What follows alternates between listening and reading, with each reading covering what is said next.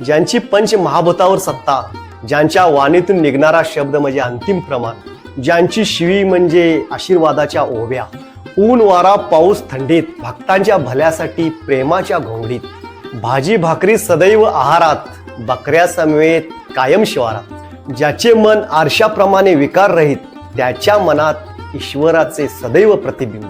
असे आदमापूरचे देवावतारी सद्गुरू बाळूमामा यांचे आज आपण काही चमत्कार जाणून घेणार आहोत. नमस्कार मंडळी, मी संजय केलेदार. कापशिम कमी मामांचा तळ होता आणि त्यावेळी अक्कोळचा उरूस अगदीच तोंडावर आलेला होता. सत्यवा म्हणजे मामांची बायको, तिला अक्कोळच्या उरसाला जावं असं वाटतं. त्यावेळी सत्यवा 7 महिन्याची गरोदर असते. सत्यवाच्या सेवेला तिची आई गंगूबाई ही पण असते. 7 महिन्याची गरोदर असल्यामुळे सत्यवा तिला प्रत्येक गोष्टीकडं गंगूबाईचं लक्ष असते. खाणं पिणं, योग्य आहार, व्यायाम या गोष्टी गंगूबाई कटाक्षानं लक्ष देत असते. आणि अशा वेळी तिनं अक्कोळच्या उरसाला जाणं मामाला अजिबात आवडत नाही, कारण ती गरोदर असल्यामुळं मामांना वाटतंय की इथंच तिनं सुरक्षित राहावं, या वर्षीचा उरूस तिनं टाळावा. परंतु सत्यवा मामांचं अजिबात ऐकत नाही. ती आणि गंगूबाई दोघी उठतात आणि सरळ पहाटे अक्कोळच्या उरसाला जायला बाहेर पडतात. मामांचं त्यांनी अजिबात ऐकलं नाही.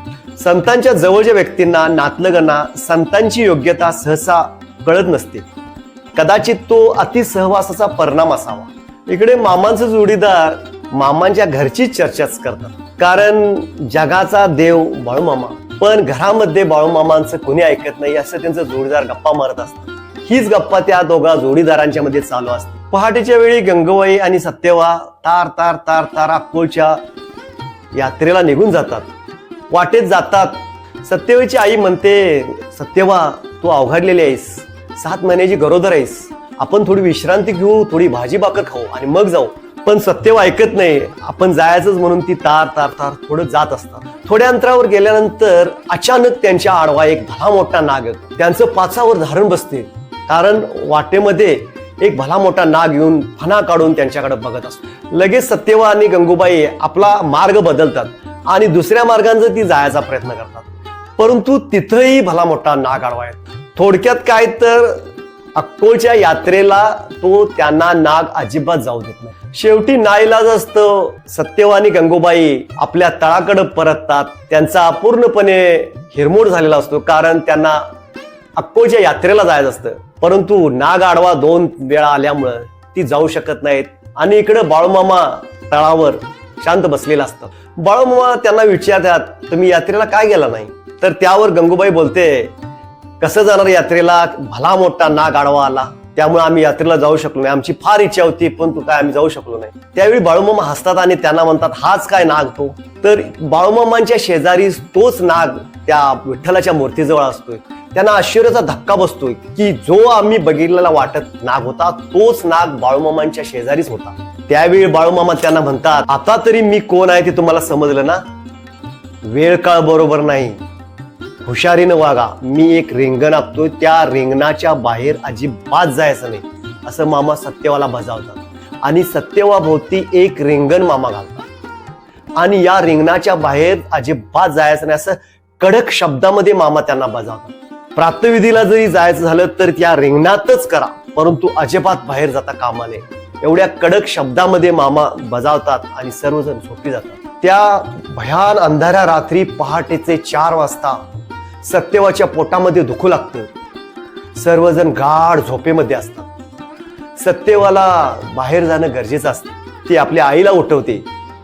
आणि म्हणते, मला प्रातःविधीसाठी जायचं. तर त्यावेळी मामाने आखलेलं रिंगण सत्यवाला आठवतं. ती कशी जाणार अशी त्या विचारात असते. परंतु गंगूबाई सदा आणि कदा तो कोणत्या ना कोणत्या गोष्टी बडबडत असतो आणि असे म्हणते ती सत्यवाला बाहेर जायस भाग पाडते. गंगूबाईंनी असं सांगितल्यानंतर सत्यवा ते रिंगण मोडते आणि रिंगणाच्या बाहेर पाय टाकते. तोच रिंगणाच्या बाहेर पाय टाकल्यानंतर सत्यवाच्या पोटामध्ये प्रचंड कळ निर्माण होते आणि सत्यवा त्याच वेळी जमिनीवर कोसळते. अशा पद्धतीनं मामाने घालून दिलेलं रिंगण सत्यवानं मोडलं आणि तिथंच खरा घात झाला. देवादिदेव बाळूमामांचा वंश या जगात येण्याआधीच खुडला गेला. सत्यवाचा गर्भपात झाला आणि सत्यवा बेशुद्ध पडली. इकडे कालवा झाल्यानंतर तळावरील सगळी लोक जागी झालीत, उठलीत बाळूमामाही जागे झालेत. बाळूमामा पाहतात तर बाळूमामाला धक्काच बसला, कारण मी सांगितलेला नियम मोडला आणि हा मोठा अनर्थ झाला. बाळूमामा प्रचंड भडकलेत. बाळूमामाचे डोळे इंगळागत लाल भडक झालेत आणि त्या क्षणाला बाळूमामांच्या मुखातून शब्द बाहेर पडलेत, जो माझी वज राखत नाही त्याची मी कधीही राखणार नाही. कुणीही असू दे, तो घरचा असो अथवा परका असो. अशा पद्धतीनं भोगात कर्माची फळं, तुमचा मार्ग वेगळा आणि माझा मार्ग वेगळा असे म्हणून बाळूमामा तिथून तडक बाहेर पडले. अशा पद्धतीनं सक्तीने लादलेला संसार त्या क्षणाला संपला आणि जगाचा संसार सावरण्यासाठी बाळूमामा बाहेर पडले. एकदा मामांच्या तळावर बकरी चोरण्यासाठी 4 चोर येतात आणि मामांचं एक बकरं चोरतात. बकरं चोरून ते एका झाडाखाली मस्तपैकी त्याचं जेवण बनवतात आणि मोठ्या मोठ्या आनंदानं हसळत खेदळत ते जेवत असतात.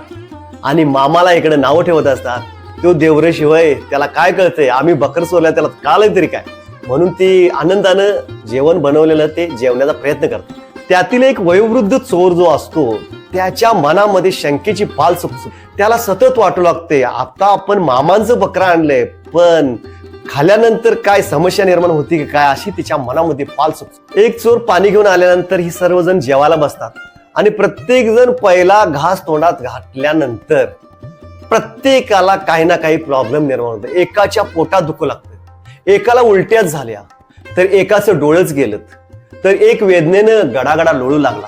आता त्यांना मामांच्याकडे गेल्याशिवाय पर्यायच उरला नाही. शेवटी ती नाईलाजानं 4ही चोर भीत भीत मामांच्या पर्यंत पोहोचतात आणि मामांच्याकडं आम्ही केलेल्या काळ्या कृत्याची ती कबुली देतात. मामा, तुमच्या तळावरील आम्ही बकरं चोरून खाण्याचा प्रयत्न केला आणि आम्हाला ह्या असंख्य वेदना सुरू झाल्या. आणि त्या बकऱ्याची नुकसान भरपाई म्हणून ते मामाला पैसे देण्याचा प्रयत्न करतात. त्यावेळी ते मामा त्यांचे पैसे फेकून देतात. सुकाळीच्या पैसे कसले देतोस, हेच माझ्याकडनं पैसे घ्या, तुम्ही तुमच्या गावाकडे जावा, एक सुंदर मंदिर बांधा आणि भक्तिभावानं तिथं सेवा करा. परंतु ते चोर म्हणतात, मामा तुम्हीच आमचं देव, आम्ही तुमच्याशिवाय कुठे जावा. मामा त्यांना सल्ला देतात, अरे मुक्या प्राण्यावर दया करा, दया करणं जमत नसेल तर त्यांना मारू तरी नका. अशा पद्धतीने मामा स्वतःकडलेही पैसे त्यांना मंदिर बांधण्यासाठी देतात. त्यावेळी ते 4 चोर म्हणतात, मामा आम्हाला देव हे आजपर्यंत माहितच नव्हतं, तुम्हीच आमचं देव आणि तुमचंच मंदिर आम्ही बांधतो आणि तुमचीच पूजा करतो. अशा पद्धतीने मित्रहो बाळूमामाचंच त्यांनी मंदिर बांधलं आणि ते सदैव मामांचे भक्त झाले. तर मित्रहो, आजच्या या मामांच्या लीला तुम्हाला कशा वाटल्या नक्कीच कमेंट करा. धन्यवाद.